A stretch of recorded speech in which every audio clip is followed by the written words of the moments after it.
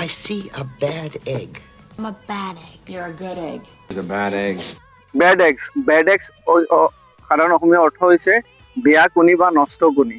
কিন্তু it's an idiom যাৰ অসমীয়া অৰ্থ হৈছে অসৎ ব্যক্তি, বিশ্বাসঘাতক মানুহ বা ব্যক্তি বা সমস্যা সৃষ্টি কৰা ব্যক্তি। ইংলিছত ক'ব পাৰি এ পাৰ্চন হু ইজ আনৰিলায়েবল, আনট্ৰাষ্টৱৰ্থি অৰ ডিজনেষ্ট, অৰ্থাৎ যাক আমি মানে বিশ্বাস কৰিব নোৱাৰি অসাধু ব্যক্তি, বা আমি ক'ব পাৰি a person who frequently behave badly. আৰু যাৰ অসমীয়া অৰ্থ হৈছে বিশ্বাসঘাতক লোক বা অসৎ ব্যক্তি বা সমস্যা সৃষ্টি কৰা ব্যক্তি, যাক ইংৰাজীত কোৱা হয় যে বেড এক্স।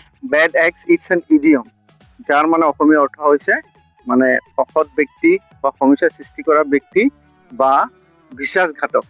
আমি যদি এটি বাক্য লিখো যে Michael is an bed egg গাই, উই শুড ষ্টে এৱে ফ্ৰম হিম, অৰ্থাৎ মাইকেল হৈছে এজন বেয়া ব্যক্তি, আমি তেওঁৰ পৰা আঁতৰি থকাটো ভাল, বা বেয়া মানুহৰ পৰা আমি আঁতৰি থকাটো ভাল। চ' বেড এক্স মানে হৈছে নষ্ট কণী বা বেয়া কণী সাধাৰণ অৰ্থত, কিন্তু ইয়াৰ যিটো আমাৰ অৰ্থ অলংকাৰিত মেটাফৰিকেল অৰ্থ হৈছে যে মানে অসৎ ব্যক্তি বা সমস্যা সৃষ্টি কৰা ব্যক্তি বা বিশ্বাসঘাতক ব্যক্তি।